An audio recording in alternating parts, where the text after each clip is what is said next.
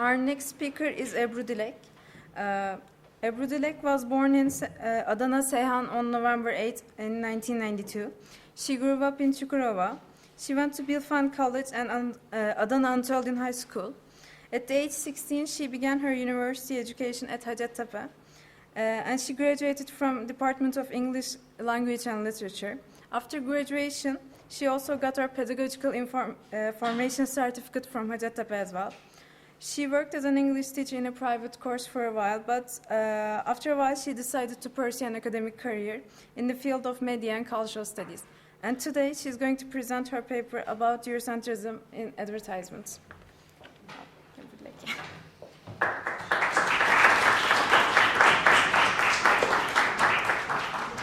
Hello everyone, I will be presenting my paper, The Manifestation of Eurocentrism and Racism and Multiculturalism in Advertisements. Just before I adjust my presentation, I hope it works. So for keeping you waiting. It's a branch that demands profitable and rewarding repercussions from the viewers all around the world. The advertisement media increased dramatically as the market of various products enhanced due to industrialization. People's demands grew on buying manufactured products, and then we began to see printed, broadcasted, and online advertisements at everywhere we look. This situation is marked in Matt Groening's TV show Futurama. In the series, the characters that are living in the year 3000 were forced to watch advertisements even when they were asleep, since their dreams were hacked by some companies. This doesn't seem likely to happen today. However, the competition between companies started to come to a boil a long time ago. And this competition led the ads to be more catchy, to make better dwelling into the minds of the potential customers. The companies began to sell ideologies as well as selling products, because the more they leave marks on the buyers' minds, the more their products will be remembered and therefore requested. And this is how the media began to use culture as an apparatus to transmit its message. The term culture is defined by Ledark as the shared knowledge and schemes created by a set of people for perceiving, interpreting, expressing, and responding to the social realities around them. By using this shared knowledge, advertisements have the potential to affect our perceptions and values about it. The advertisement companies chiefly use culture in three different ways. The first one is the usage and the celebration of only one culture. The second one is mainly the Eurocentric and male gaze that discriminates and stereotypes the broad matrix of different cultural panoramas such as the Black, Caucasian, Indian, Asian, African American, Japanese American, Arabian, gay, feminist cultures in a caricaturizing and even in a racist practice.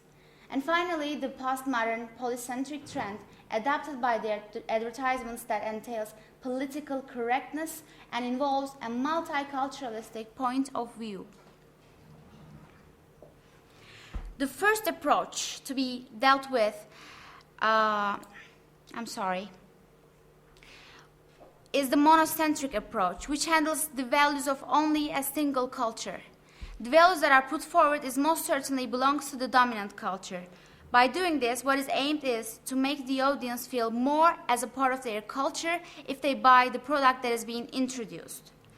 Their goal is to create a sense of unity between the buyer and the seller with the help of a cultural bond. This tendency is far away from the polydimensional path that multiculturalism follows. There are generally no signs of racial othering, however, stereotyping of women is generally spotted. These types of advertisements can be done by two types of sources. First one is the local companies, and the second one is the international trademark companies like Burger King or Coca-Cola. The regional companies do their marketing by emphasizing the most characteristic parts of their own culture. On the other hand, the trademark companies gather information and material about the country's culture and use this knowledge to enhance its marketplace. The example from the latter strategy can be given with the Coca-Cola ads all around the world.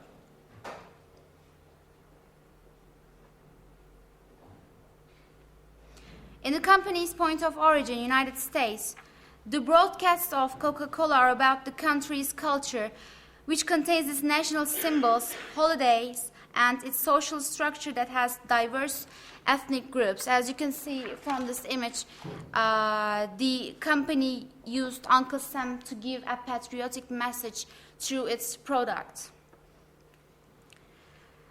And the company uses these cultural codes in their commercials, but other than the United States, the Coca-Cola Group handle other nations' cultural characteristics to create advertisements just for them. Like the example of the Coca-Cola's Turkish ads. The company broadcasted a TV commercial that has the Turkish iconic singer Barış Manço in it. As he is one of the most respected figures in the country's culture, the company used this knowledge and adapted into its marketing strategy. And another example can be given from its British marketing. The Coca-Cola company used the popular royal figures, the Prince William and Kate Middleton, to draw attention to the British target mass. The second advertisement approach is the Eurocentric and racist attitude against the different. The dominant mentality is not inclusive of other cultural values, as well as alienating the kind of diversity, including subcultures, alternative genders, and gay culture, that does not appeal to its mainstream agenda and its repercussions in advertisements. In terms of discouraging every subject that falls out of the European canon, the media, hence the advertisements, go so far as to promote racial profiling and even caricaturizing and stereotyping those profiles. Mass media and the media producers have the ability to create racist discourses. And according to the definition that Van Dyke gives, the racist discourse is a form of discriminatory social practice that manifests itself in text, talk, and communication. Together with other non-verbal discriminatory practices, the racist discourse contributes to the reproduction of racism as a form of ethnic or racial domination. It does so typically by expressing, confirming, or legitimating racist opinions, attitudes, and ideologies of the dominant ethnic group.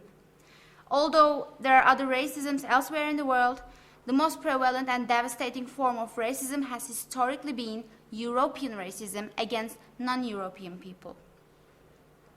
And the majority of images that are found in magazines and other apparatuses of media reinforce stereotypical conceptions of various cultures, races, and lifestyles. Hidden and apparent meanings are tied into what we see and create stereotypes and ideas we have about our society. The images are brought forward in a way so that they affect how we perceive the world around us, and in other means, they recreate the society. This type of segregating advertisements otherize and stereotype the cultural perspectives, and again, as Van Dyke argues, the first form of racist discourse is one of the many discriminatory ways that dominant group members verbally interact with members of dominated groups, ethnic minorities, immigrants, refugees, etc. They may do so blatantly by using derogatory slurs, insults, impolite forms of address, and other forms of discourse that explicitly express and enact superiority or lack of respect.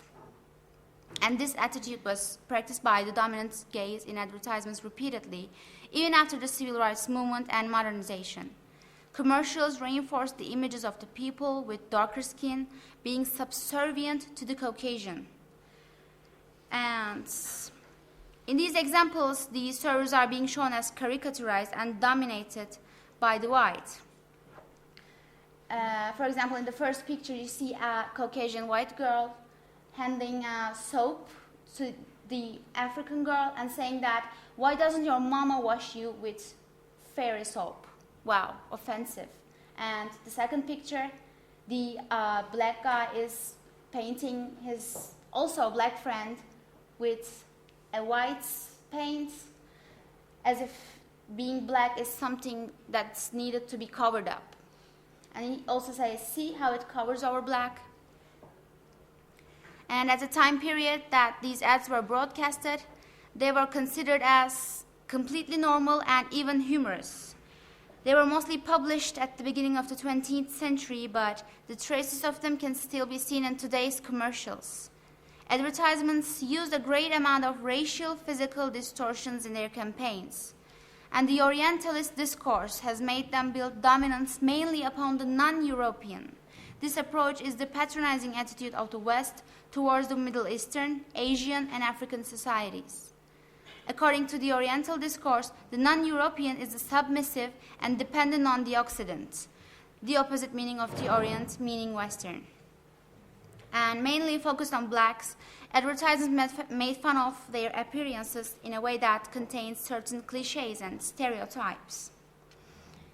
You can also see in this billboard that the white woman is silencing the black woman and overcoming her.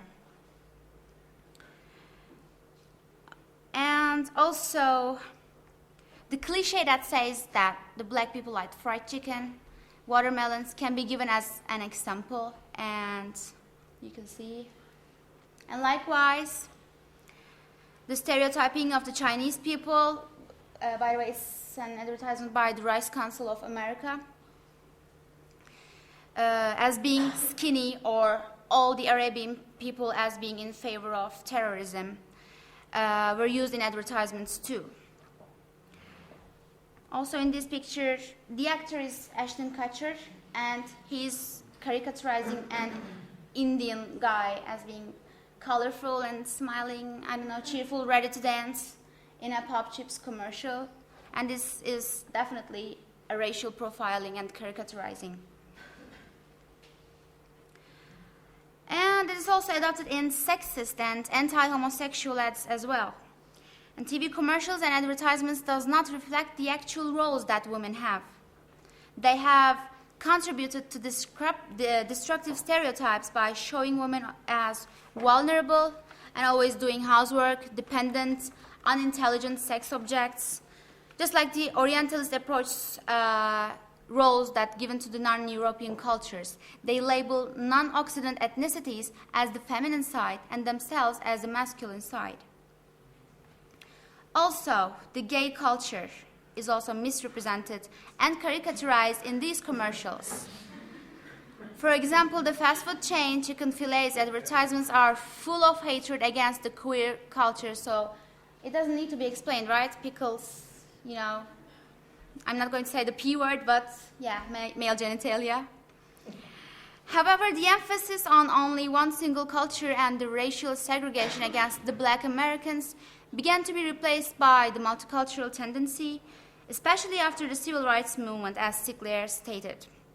In our globalized, postmodern world, it would be a bad strategy for advertisers to discriminate and otherize different cultures, as the society is now more homogenized than it has ever been before.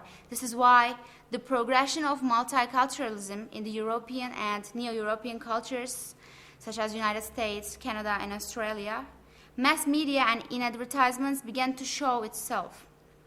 The European stranger danger discourse in the advertisement media is replaced by the discourse that embraces all the colors and divergences. In the advertisements of some worldwide brands like Adidas and the United Colors of Benetton, the diversity in ethnicities is presented to give the message of unity to the multicultural society. To sum up, mass media plays a significant role around the world by broadcasting information and giving entertainment to audiences, and the advertisement media, as its manifestation of the capitalist economy, acts as a vehicle that carry the ideological, orientalist, and the multicultural discourse that help construct the perception of the society.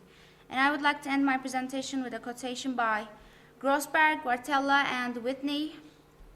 Quote, "The history of media representations is not a progression from stereotypes to truth, but a struggle to constantly articulate the meanings of people's identities and the ways they can leave those cultural categories," unquote. And thank you for listening.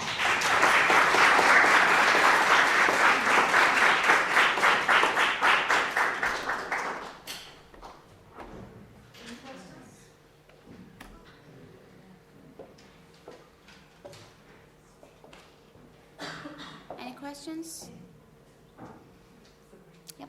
Okay. Thank you.